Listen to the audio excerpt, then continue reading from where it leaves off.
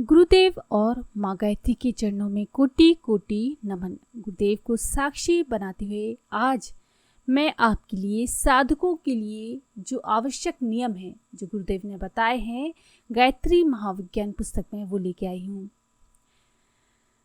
गायत्री साधना करने वालों के लिए कुछ आवश्यक जानकारियाँ देना जरूरी है।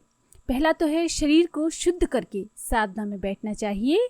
साधारण स्नान के द्वारा ही शुद्धि होती है, पर किसी विवशता ऋतु परिवर्तन के कारण जो अस्वस्थता हो जाती है उसमें हाथ पैर धोकर गीले कपड़े से शरीर को पोंछकर भी काम चलाया जा सकता है। ये गुरुदेव द्वारा बताया गया है।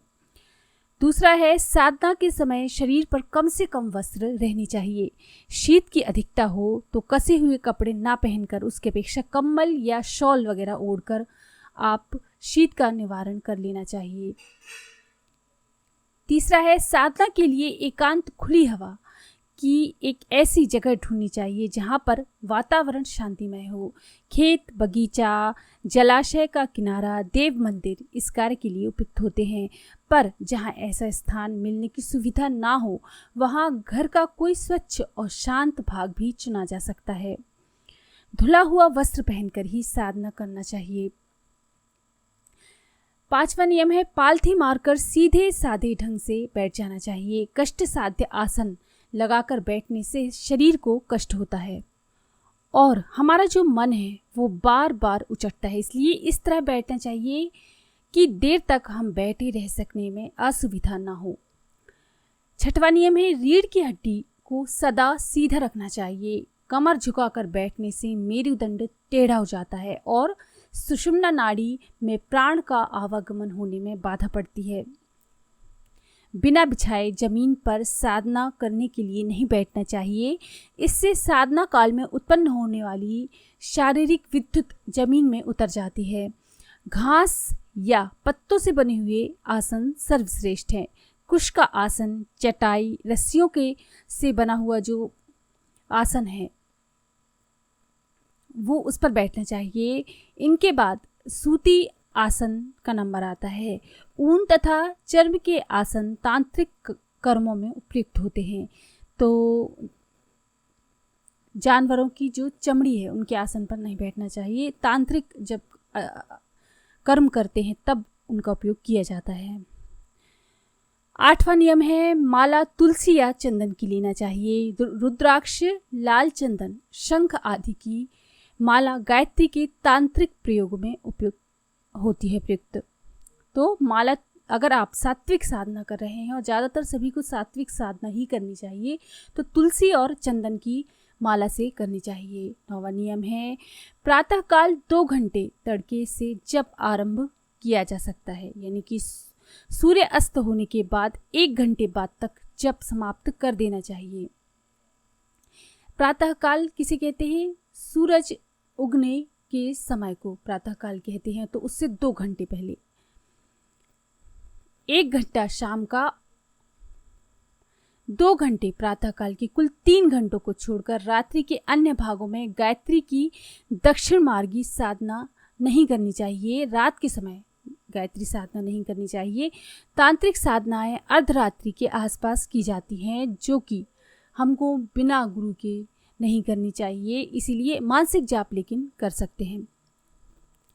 साधना के लिए 4 बातों का विशेष रूप से ध्यान रखना चाहिए। चित्त एकाग्र रहे, मन इधर उधर उछलता ना फिरे।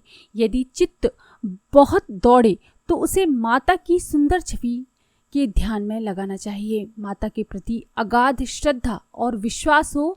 अविश्वासी और शंकित मति वाले को पूरा लाभ नहीं मिल पाता है।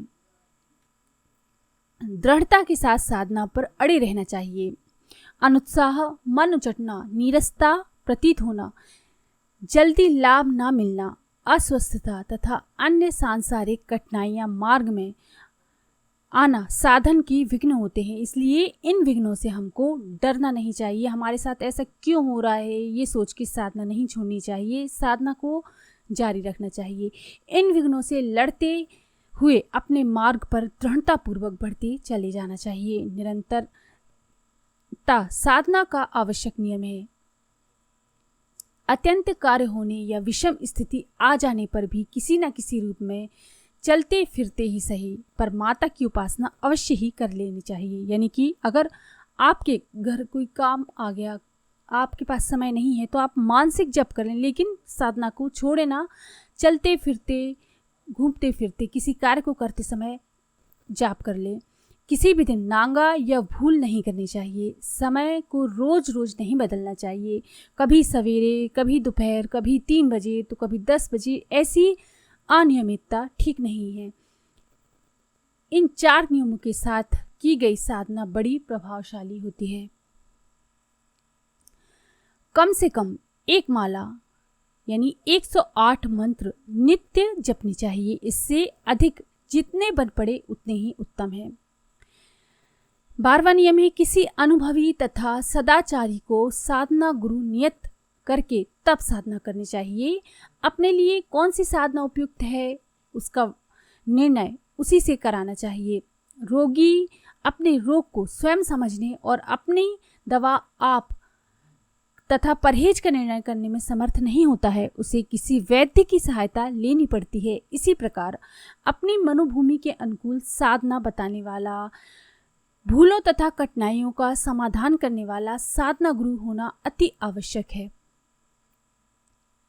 गुरुदेव ने इतनी सारी पुस्तकें लिख के गए हैं जिनसे हमको बहुत ही सहारा मिल जाता है, तो गुरुदेव ही हमारे साधना गुरु बन जाते हैं। प्रातःकाल की साधना के लिए पूर्व को मुख करके बैठ जाना चाहिए और शाम को पश्चिम की ओर मुख करके प्रकाश की ओर, सूर्य की ओर मुख करना उचित है।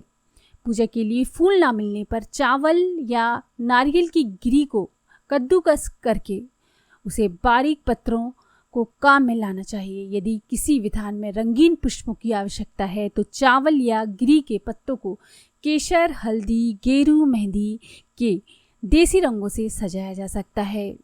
विदेशी अशुद्ध चीजों से बने हुए रंग काम में नहीं लेने चाहिए। देर तक एक पालथी से एक आसन में बैठे रहना कठिन होता है, इसलिए जब एक तरफ से बैठे बैठे पैर थक जाए तो उन्हें बदला जा सकता है। आसन बदलने में दोष नहीं है। मलमूत्र त्याग या किसी अनिवार्य कार्य के लिए साधना के बीच में उठना पड़े। अब जब हम अनुष्ठान करते हैं तो 2-2, 3-3, 4 घंटे भी हमको लग जाते हैं, तो बीच में उठने की जरूरत भी पड़ सकती है। तो ऐसे में क्या करें? तो ऐसे में शुद्ध जल से हाथ मुंह धोकर दोबारा साधना में बैठ जाना चाहिए। और विक्षेप के लिए एक माला का अतिरिक्त जप प्रायश्चित के स्वरूप कर देना चाहिए। यानी अगर हम बीच में उठ जाएं तो उसके लिए अनुष्ठान के समय एक माला आप अधिक कर दें। 17वां नियम है, यदि किसी दिन अनिवार्य कारण से साधना स्थगित करनी पड़े तो दूसरे दिन एक माला अतिरिक्त जप दंड स्वरूप कर देना चाहिए। यानी कि किसी दिन यदि साधना छूट गई, आप नहीं कर पाए, तो दूसरे दिन एक माला उसके लिए एक्स्ट्रा कर दें। जन्म या मृत्यु का सूतक हो जाने पर शुद्धि होने तक माला आदि की सहायता से किया जाने वाला विधिवत जप स्थगित रखना चाहिए। केवल मानसिक जप मन ही मन चालू रख सकते हैं। यदि इस प्रकार का अवसर 1.25 लाख जप के अनुष्ठान काल में आ जाए तो उतने दिनों अनुष्ठान को स्थगित रखना चाहिए। सूतक जब हो जाए खत्म तो उसके बाद उसी संख्या पर से जप आरंभ किया जा सकता है। यानी जहाँ से आपने जाप छोड़ा है वहीं से आप फिर से चालू कर सकते हैं। उस विक्षेप काल की शुद्धि के लिए 1000 जप विशेष रूप से अधिक कर देनी चाहिए। यानी कि यदि सूतक वगैरह आ गया, आप साधना को आपको बीच में छोड़ना पड़ा, जब आप उतना जप के बाद जब फिर से स्टार्ट करेंगे तो 1000 जप और कर दें, यानी कि 10 माला।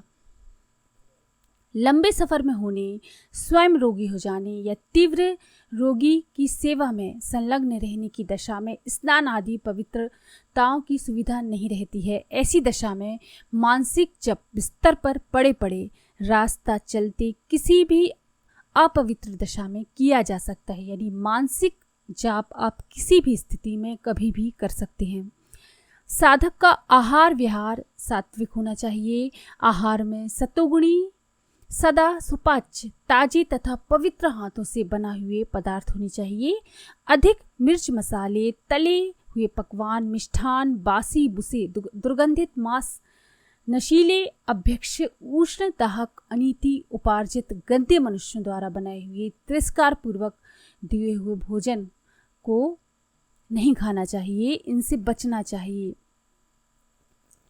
व्यवहार जितना भी प्राकृतिक, धर्म संगत, सरल एवं सात्विक रह सके उतना ही उत्तम है।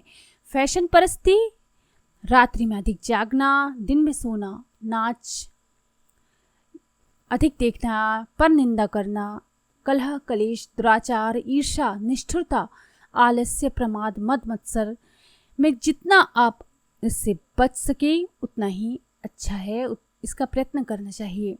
जो ब्रह्मचर्य तो सदा ही उत्तम होता है, पर गायत्री अनुष्ठान के 40 दिन में उसकी विशेष आवश्यकता होती है, इसलिए ब्रह्मचार्य पूर्वक अनुष्ठान करते समय रहना चाहिए। अगर आप अनुष्ठान कर रहे हैं तो उन दिनों में आपको कुछ विशेष नियमों का पालन करना चाहिए। ठोड़ी के सिवाय यानी कि दाढ़ी आप शेविंग करवा सकते हैं, लेकिन बाल नहीं कटवाना चाहिए।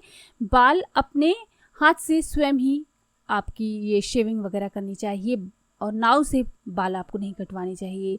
चारपाई पर नहीं सोना चाहिए। आप जमीन पर सो सकते हैं, तख्त पर सो सकते हैं। उन दिनों अधिक दूर नंगे पैरों से नहीं चलना चाहिए, यानी कि घर में चल जाएगा, लेकिन बाहर जब भी जाएं तो पैरों में कुछ पहन कर जाएं। चाम के जूते के यानी चमड़े के जो जूते होते हैं उनके स्थान पर आपको खड़ाऊ आदि का उपयोग करना चाहिए उन दिनों में। इन दिनों एक समय फलाहार आपको लेना चाहिए। अपने शरीर और वस्त्रों से दूसरों का स्पर्श कम से कम होने देना चाहिए, यानी अनुष्ठान के समय आपको दूसरों को टच नहीं करना चाहिए। कोशिश तो यही करनी चाहिए, नहीं तो आपकी एनर्जी जिससे आप टच होंगे उसके पास चली जाएगी। एकांत में जप करते समय माला खुले रूप से जपनी चाहिए।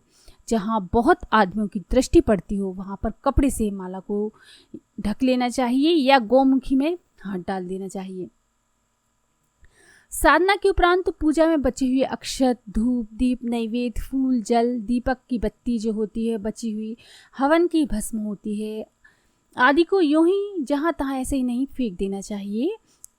वो पैरों में ना कुचलें, इसका आपको विशेष रूप से ध्यान रखना चाहिए। उन्हें किसी तीर्थ, नदी, जलाशय, देव मंदिर, ये जो जौ वगैरह है उसको कहीं पे चिड़ियों के लिए फैला दें, ऐसे खेतों में या नदी में विसर्जित कर दें तो मछलियाँ खा लें, ऐसे उनको आपको करना चाहिए।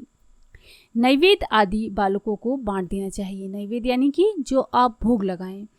जल को सूर्य के सम्मुख अर्घ्य देना चाहिए, और जो आप उपासना करने के बाद जब उठे तो जो जल हो वो सूर्य के सम्मुख आप अर्घ्य दे दें, और घर के सभी सदस्य उस जल को थोड़ा थोड़ा ग्रहण कर लें। वेदोक्त रीति की यौगिक दक्षिण मार्गी क्रियाओं में और तांत्रोक्त वाम मार्गी क्रिया में अंतर है। योग मार्गी सरल विधियां इस पुस्तक में गुरुदेव ने बताई हैं। इनमें से कोई भी विशेष कर्मकांड की आवश्यकता नहीं होती है।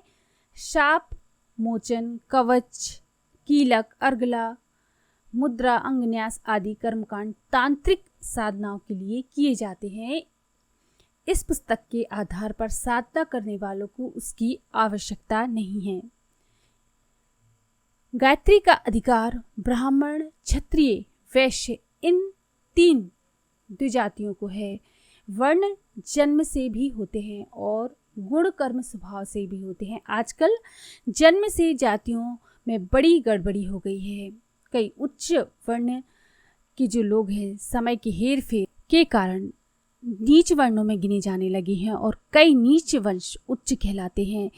जहां अधिकार के संबंध में कुछ गड़बड़ी की आशंका हो वहां अपनी स्थिति के बारे में शांति कुंज हरिद्वार से निर्णय कराया जा सकता है। यदि आपके मन में ये भाव है कि मैं फलानी जाति का हूँ, मैं कर सकता हूँ या नहीं कर सकता हूँ, तो आप शांति कुंज हरिद्वार से पत्र भेजकर आप पूछ लें, और जवाबी पत्र वहाँ लिफाफा भी रख दे उसमें, तो वहाँ से आपके लिए आ जाएगा आंसर, उसका जवाब। वेद मंत्रों का सस्वर उच्चारण करना उचित होता है, पर सब लोग यथाविधि सस्वर गायत्री का उच्चारण नहीं कर सकते। इसलिए जब इस प्रकार करना चाहिए कि कंठ से ध्वनि होती रहे, होंठ हिलते रहे, पर पास बैठा हुआ व्यक्ति भी स्पष्ट रूप से मंत्र को सुन ना सके। इस प्रकार किया गया जब स्वर बंधनों से मुक्त होता है। 29वां नियम है, साधना की अनेक विधियां हैं। अनेक लोग अनेक प्रकार से साधना करते हैं। अपनी साधना विधि दूसरों को बताई जाए तो कुछ ना कुछ मौन मीन मेघ निकलने लगता है और संदेह और भ्रम उत्पन्न होते हैं। इसलिए अपनी साधना विधि हर किसी को नहीं बतानी चाहिए।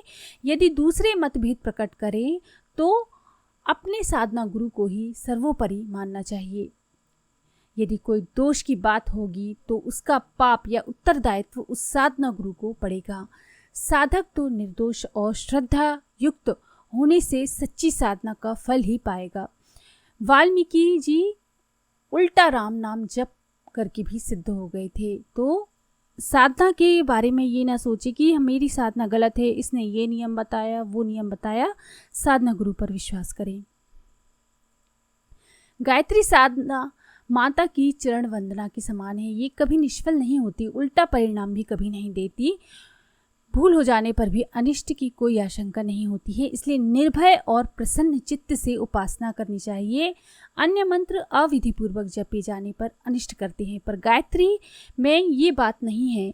ये सर्वसुलभ, अत्यंत सुगम और सर्व प्रकार की सुसाध्य साधना है। हाँ, तांत्रिक विधि से की गई उपासना पूर्ण विधि विधान के साथ होनी चाहिए। इसमें अंतर पड़ना हानिकारक है। इसलिए तांत्रिक साधना कभी बिना गुरु की आज्ञा के नहीं करना चाहिए। जैसे मिठाई को अकेले अकेले ही चुपचाप खा लेना और समीपवर्ती लोगों को उसे ना चखाना बुरा होता है, वैसे ही गायत्री साधना को स्वयं तो करते रहना, पर अन्य प्रियजनों, मित्रों, कुटुंबियों को उसके लिए प्रोत्साहित ना करना एक बहुत बड़ी बुराई और भूल है। इस बुराई से बचने के लिए हर साधक को चाहिए कि अधिक से अधिक लोगों को इस दिशा में प्रोत्साहित करे। कोई बात समझ में ना आती हो या संदेह हो तो जवाबी पत्र भेजकर शांति कुंज हरिद्वार में उसका समाधान आप करा सकते हैं। माला जपते समय सुमेरु माला के आरंभ में सबसे बड़ा जो दाना होता है उसका उल्लंघन नहीं करना चाहिए, उसको पार करके नहीं जाना चाहिए, बल्कि माला को वहीं से पलट के फिर से स्टार्ट कर देनी चाहिए। एक माला पूरी हो जाए तो उसे मस्तक तथा नेत्रों में लगाकर पीछे की तरफ उल्टा ही वापस कर देना चाहिए। इस प्रकार माला पूरी होने पर एक बात फिर से उलटकर फिर से नया आरंभ कर देना चाहिए।